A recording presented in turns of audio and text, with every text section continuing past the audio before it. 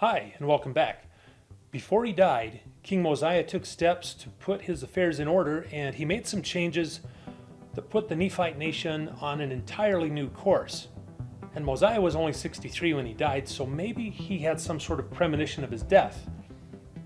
It seems more likely to me that he knew he was dying the same way we know now. He probably had some sort of a terminal disease.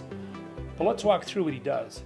We're going to be covering Mosiah chapters 28 and 29 today, and let me know what you think.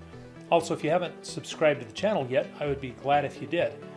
Likes and comments are also very much appreciated. Normally, when a king dies, one of his sons replaces him on the throne. No muss, no fuss, it's a smooth transition. But King Mosiah's sons had no interest in being king.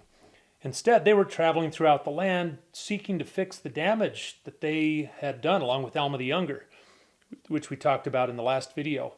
Now, before we go any further, we should answer our last video's trivia question, which was, what were the names of King Mosiah's sons?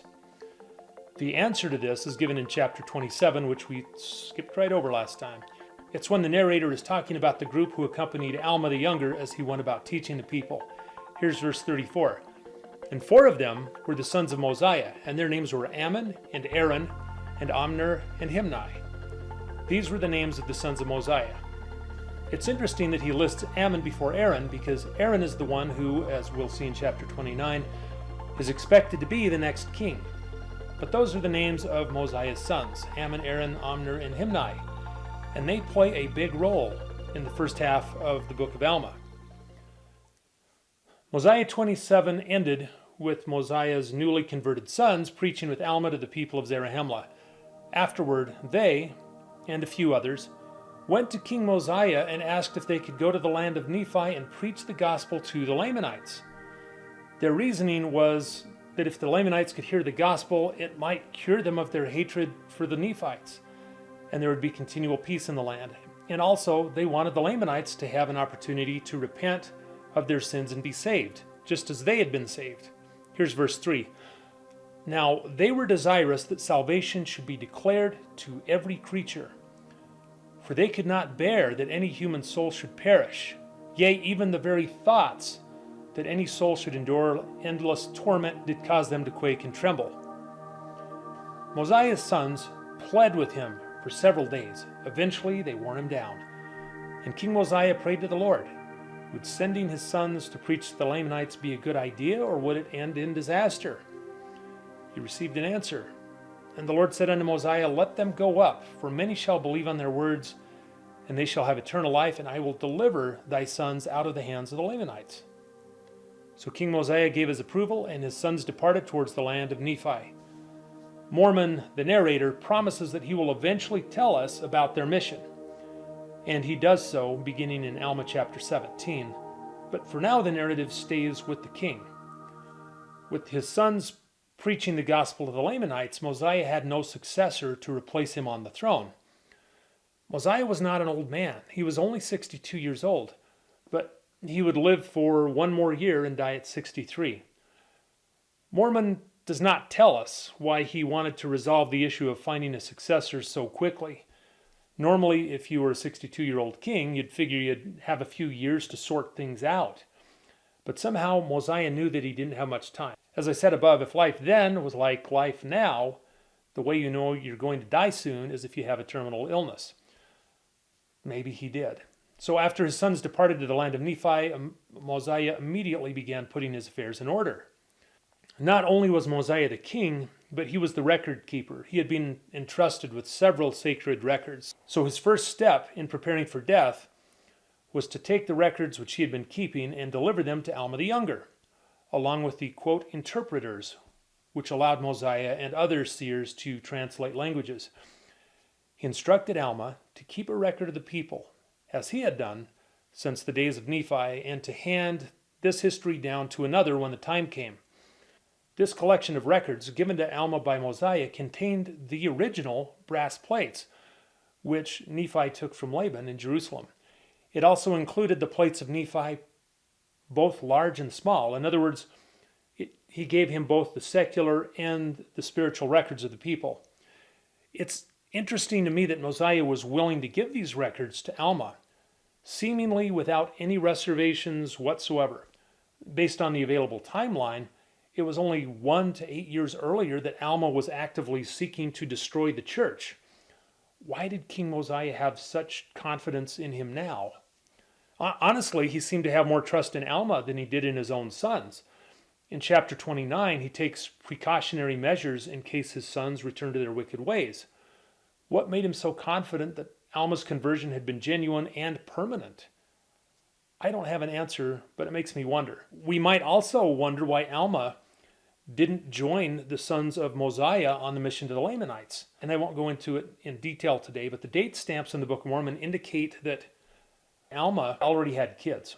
What do I mean by that? Well, his youngest son was in moral trouble not too long after this. And so Alma was a dad with kids, and that's probably why he couldn't go.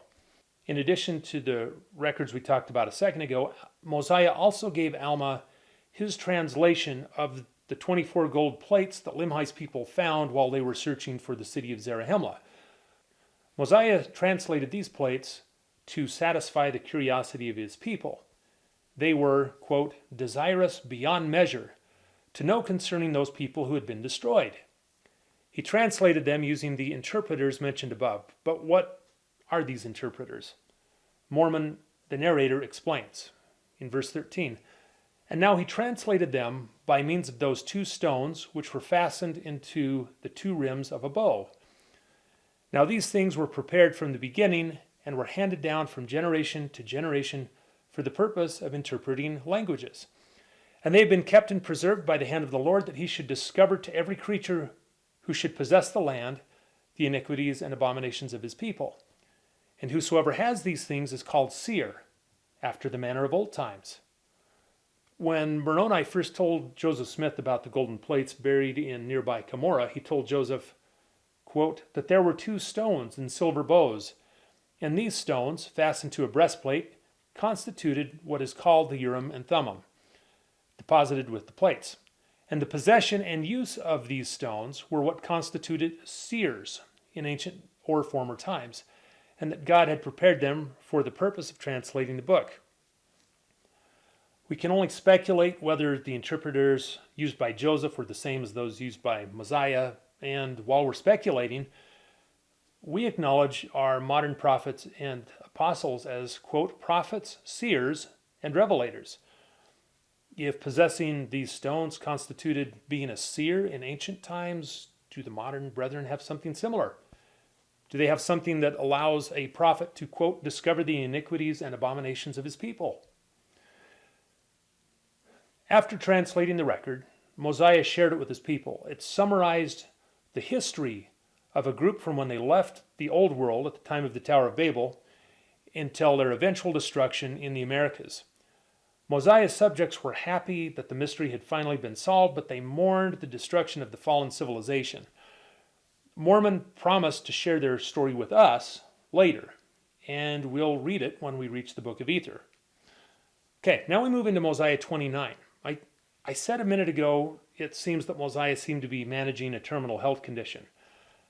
After giving the holy records and relics to Alma the Younger, he next addressed the issue of who would replace him on the throne.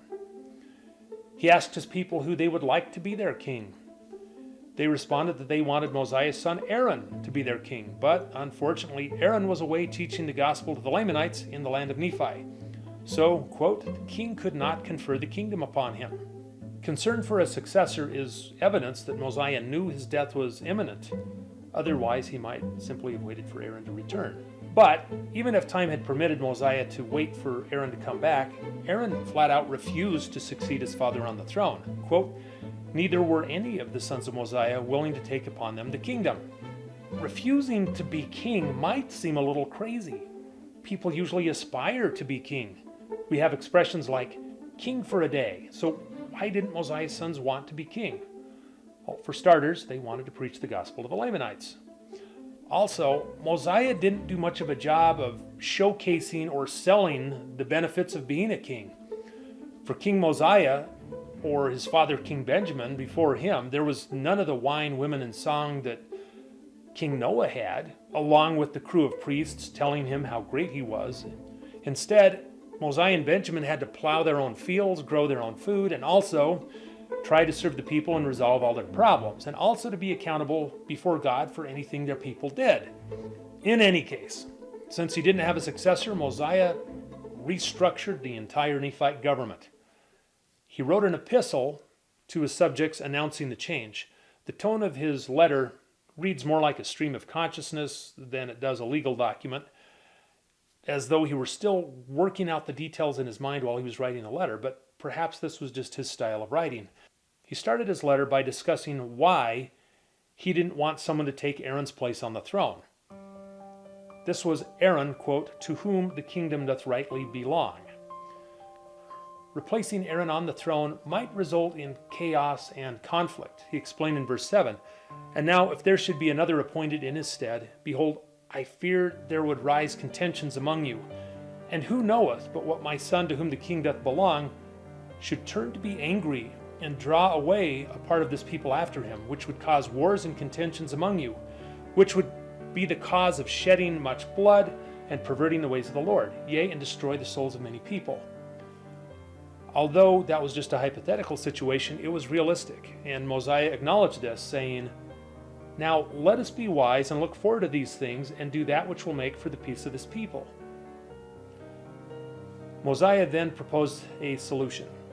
He would remain king for the remainder of his life, but going forward, instead of having a king, the government would consist of wise men, selected and elected to be judges over the people, and these would judge the people according to God's commandments. However, Mosiah acknowledged that kings were efficient and the ideal form of government, in the absence of corruption. He used the reign of King Benjamin as an example.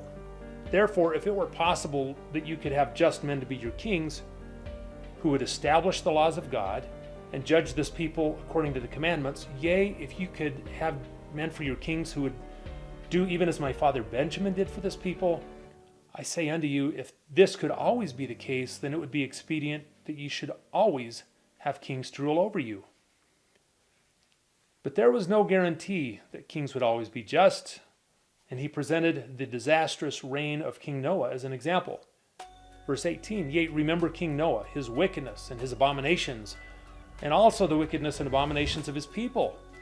Behold, what great destruction did come upon them, and also because of their iniquities they were brought into bondage." Now, we should pause for a minute to appreciate how big of a change it was to not have a king. For more than 500 years, the Nephites had been ruled by kings. They were probably unaware that other options even existed.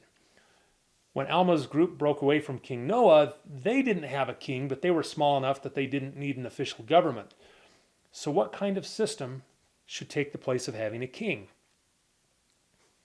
What Mosiah proposed was a system of judges. People would be able to vote leaders into office and remove wicked or incompetent ones. Furthermore, as we will see next time in Alma chapter 1, the Nephite citizens were allowed, or perhaps required, to also ratify the laws used by the judges to govern them. Thus, the laws and the leadership would reflect the collective desires of the people. They could have exactly the type of government that they wanted. And this was one of the system's greatest strengths. Mosiah explained in verse 26, "Now it is not common that the voice of the people desireth anything contrary to that which is right. But it is common for the lesser part of the people to desire that which is not right. Therefore this shall ye observe and make it your law, to do your business by the voice of the people. And if the time comes that the voice of the people doth choose iniquity, then is the time that the judgments of God will come upon you. Yea, and this is the time that he will visit you with great destruction, even as he has hitherto visited this land." Mosiah's people received his letter, approved of his reasoning, and welcomed the new form of government. Although it seems they had a motive that Mosiah's letter did not address. Verse 38 says, "They relinquished their desires for a king and became exceedingly anxious that every man should have an equal chance throughout all the land. Yea, and every man expressed a willingness to answer for his own sins." So they were willing to answer for their own sins instead of the king being responsible, but the real reason for the excitement was the first one given in verse 38, that every man should have an equal chance. Mosiah was doing away with royalty. Anyone, even those of low birth or lowly station, could be elected to a government position. The royal family was stepping down. Now, as we'll see in the next episode or two, there were Nephites who already had large followings, but because they didn't believe in God, they had been forced to dissent and be among the Lamanites. Mosiah's policy changes were a double whammy. Not only could these Nephite dissenters return and live among their own people, they could bring their followers with them and run for office. But we'll talk about that in our next video. Mosiah's people rejoiced, quote, "And they did wax strong in love towards Mosiah. Yea, they did esteem him more than any other man, for they did not look upon him as a tyrant who was seeking for gain, yea, for that lucre which doth corrupt the soul, for he had not exacted riches of them, neither had he delighted in the shedding of blood. But he had established peace in the land, and he had granted unto his people that they should be delivered from all manner of bondage. Therefore they did esteem him, yea, exceedingly beyond measure." Elections were held throughout the land. Judges were chosen, with Alma the Younger being elected as the first chief judge. He had also been ordained by his father as the high priest of all the land. He exercised righteous judgment, quote, "and there was continual peace through the land." Although, as we'll see in the next chapter, the continual peace was not without problems. And then Mosiah died at the age of 63, and Alma, the father of Alma the Younger, died at the age of 82. And with Mosiah's death, the reign of kings over the Nephites ended. But although kings were no more, the notions of kings and royal bloodlines seemed pretty deeply ingrained in Nephite thinking. In the book of Alma, we'll see several Nephite factions attempting, unsuccessfully, to throw out the system of judges and put a king back on the throne. Also, although government positions were no longer officially hereditary, we see the sons of judges, high priests, and generals succeeding their fathers more often than not. And what about Alma the Younger? He must have been a remarkable, an incredible individual. Less than a decade after his miraculous conversion, maybe as little as a year afterward, the timestamps are too infrequent for us to know for sure, he was appointed high priest over the church and also elected to be chief judge over the land. To be elected to public office, he must have already been a reasonably popular person. Perhaps his rebellious past wasn't widely known. Mosiah 27:10 says, "He did go about secretly with the sons of Mosiah," but on the flip side, although it says his efforts were secret, it says he had been a great hinderment to the church's progress. The next video, and for that matter, the longest book in the Book of Mormon, is about Alma. And it's an incredible ride, so be sure to check it out. Before we go, let's do the trivia question. There are 3 men in the Book of Mormon who are referred to as antichrists. What are their names? And for bonus points, where do we find them? What are the names of the 3 antichrists in the Book of Mormon?